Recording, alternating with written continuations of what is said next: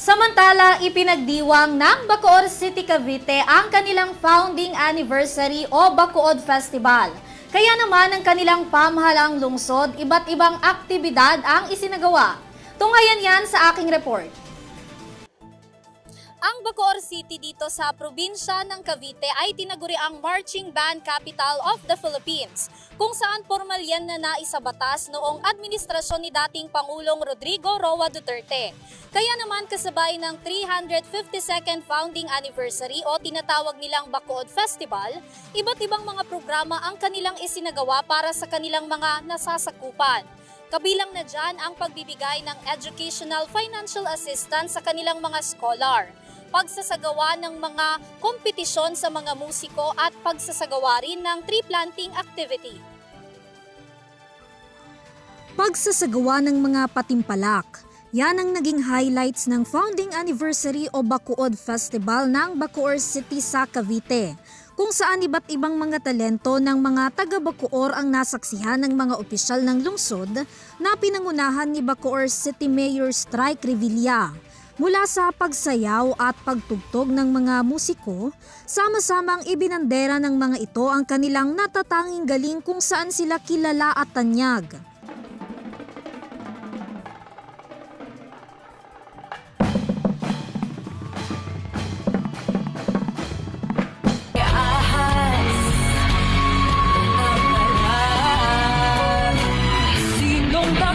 Bilang bahagi rin ng naturang selebrasyon, nagsagawa rin si Mayor Strike ng tree planting activity kasama ang iba pang opisyal ng lungsod upang ipaalala raw sa kanyang mga nasasakupan ang kahalagahan ng pagtatanim ng mga puno.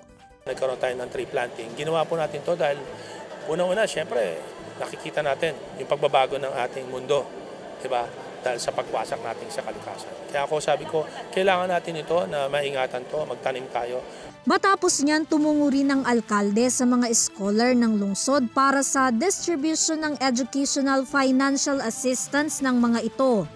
Ayon kay Mayor Strike, isa sa advokasya ng kanilang lungsod ang makapag-aral ang mga kabataan sa tulong ng kanilang mga ibinibigay na assistance upang makapagtapos ang mga ito ng pag-aaral. Ako, napakarami nating mga scholars, no, bukod sa ating pong private schools, 'di ba? Meron tayong mga sa public schools, nagbibigay pa rin tayo ng tulong. At syempre, nandiyan yung ating tinayo, yung Cavite State University, ever since hanggang sa maging batas to na libre na. Talaga naman pong pinapalaki natin to.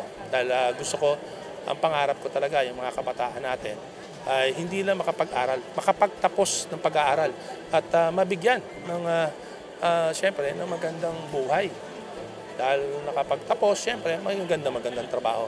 Kaya naman, sobrang helpful po siya sa aming mga students, lalo na sa mga unstable yung mga financial tulad namin. So malaking tulong na siya sa amin para mabawasan kita paano yung mga tuition fees namin.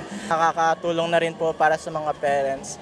And sana po sa mga susunod, meron pa rin po kasi sobrang beneficial po siya, especially sa aming mga students. Sa akin po, personally, napakalaking tulong po niya kasi po, ako po, dati po akong working student and then simula nung nag-pandemic po, tumigil po ako sa pag-work. Bilang panghuli at mensahe sa mga taga-Bacoor, tiniyak ng alkalde ang patuloy na paggawa ng mga programa na ikauunlad ng kanilang lungsod na mapapakinabangan ng mga nasasakupan nito. 352 years na po tayo, na patuloy pong nakatayo, yan, patuloy na umuulad, no? Kaya nga patuloy po tayo magsama, diba? Tulungan niyo po kami, magtulungan po tayo, ayusin po natin ang Bacoor. Lahat po ng paraan gagawin po natin para mas lalo pong maging progresibo at maging safe kayo po dito sa lungsod ng Bacoor. So happy Bacood Festival! Samantala, una nang nagbigay ang alkalde ng pagkilala sa outstanding taxpayers business owners sa kanilang lungsod, gayon din sa kanilang mga law enforcement na nagsisilbi ng tapat sa kanilang bayan. Mula dito sa Bacoor City para sa UrTV News, Vanessa Cleofa sumasaludo sa bawat Pilipino.